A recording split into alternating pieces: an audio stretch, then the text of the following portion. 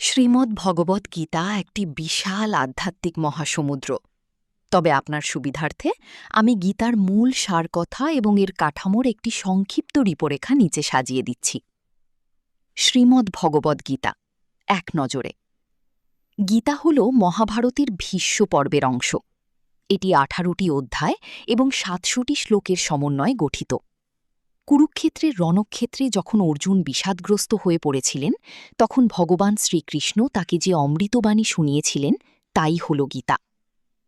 ১৮টি অধ্যায়ের মূল বিভাগ। গীতাকে প্রধানত ৩টি ভাগে বা শতকে ভাগ করা যায়। ১. কর্মযোগ ১ থেকে ৬ অধ্যায়। এখানে নিষ্কাম কর্ম বা ফলের আশা না করে কাজ করার শিক্ষা দেওয়া হয়েছে। ২. ভক্তিযোগ ৭ থেকে ১২ অধ্যায়।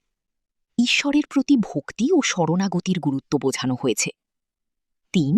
জ্ঞানযোগ ১৩ থেকে ১৮ অধ্যায়। আত্মা, প্রকৃতি এবং পরমাত্মার প্রকৃত জ্ঞান প্রদান করা হয়েছে। গীতার ৫টি প্রধান তত্ত্ব। গীতায় মূলত ৫টি বিষয় নিয়ে আলোচনা করা হয়েছে। ঈশ্বর, পরম পুরুষোত্তম ভগবান শ্রীকৃষ্ণ। জীব, আমাদের আত্মা, যা অমর এবং অবিনশ্বর। প্রকৃতি, এই জড় জগৎ এবং ত্রিগুণ, সত্য, রজ ও তম। কাল, সময়, যা সবকিছুর পরিবর্তন ঘটায়। কর্ম, আমাদের কৃত কাজ এবং তার ফল। বিখ্যাত কিছু বাণী বা সার কথা। কর্মণেবাধিকারস্তি মা ফলেষু কাদাচন। তোমার অধিকার শুধু কর্মেই, কর্মের ফলে নয়। নৈনং ছিন্দন্তি শস্ত্রাণি নৈনং দহতি পাবকহ। আত্মাকে অস্ত্র কাটতে পারে না, আগুন পোড়াতে পারে না। আত্মা অবিনশ্বর। গীতার মূল শিক্ষা আপনার জীবনের জন্য।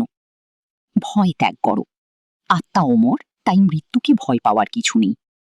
কর্তব্য পালন, নিজের দায়িত্ব বা ধর্ম থেকে কখনো বিচ্যুত হওয়া উচিত নয়।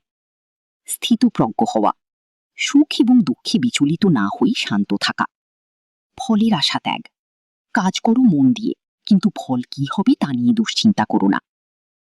আপনি কি গীতার কোনো নির্দিষ্ট শ্লোক বা কোনো বিশেষ অধ্যায় সম্পর্কে বিস্তারিত জানতে চান? আমাকে জানালে আমি সেটি ব্যাখ্যা করে দিতে পারি।